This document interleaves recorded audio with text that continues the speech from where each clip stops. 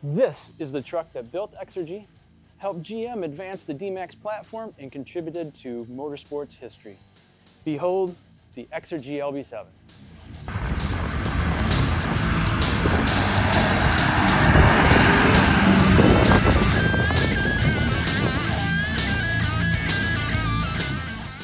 As part of our 20-year anniversary, we decided to finally give this truck its time in the spotlight.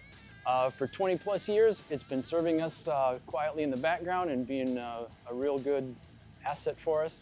You've probably seen this around different events with us tootling around and thinking, why in the world are those guys still running around in this old LB7? And what I'd like to do is give you a little bit more background of how we came upon it, what it's done for us, and we might not be done with it yet. We purchased this roughly 20 years ago in response to a job that we got to help GM sort out some troubles with the LB7 injector.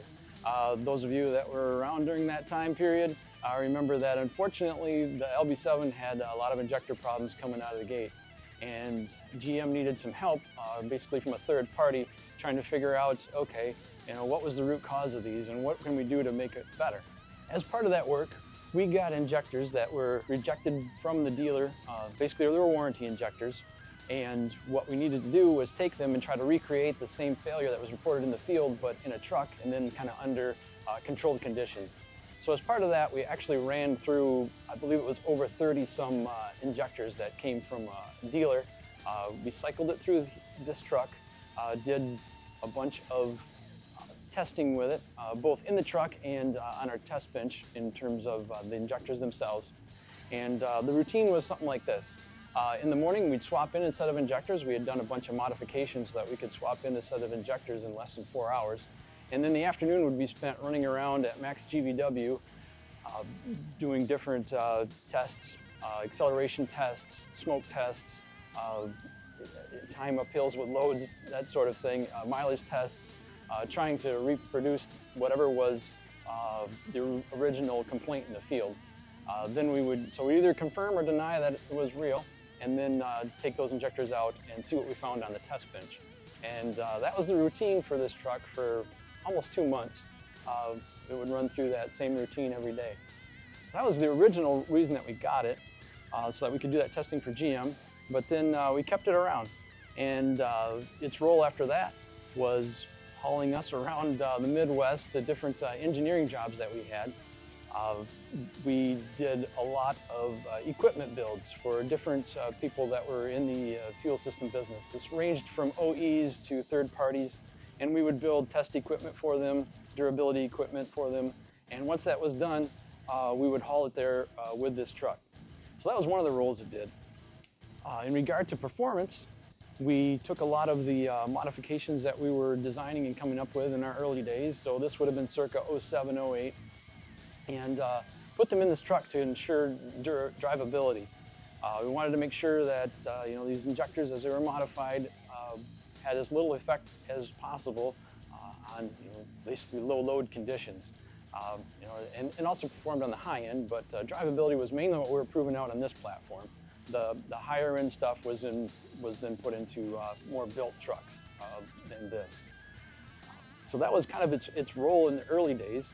And as we were learning those different things about all those different injector sizes, we went to roughly 60% over in this platform and ran the same type of testing that we were doing for GM. A lot of what we learned then translated into other D-Max platforms, and we just kind of kept going. So a lot of the nuances that we put into the injectors were first sorted out on this truck. It's one of the reasons we say it built Exergy. One, because it helped us with one of our first big jobs that kind of got some wind under our wings, and then from there helped build us out our initial products, or prove out our initial products, which then bled into the rest of our product line. Pumps as well, modified pumps, especially on an LB7 platform. We wanted to make sure that the drivability was acceptable. All of that was done on this truck. And all the while we were doing that, this was never anyone's daily driver. This was always a shop truck. So it got a variety of drivers, obviously a variety of tasks. And for doing that for 20 years, it's still holding up and looking pretty good. You've probably seen it at a lot of shows too. We haul ourselves and sometimes a lot of our equipment to different shows.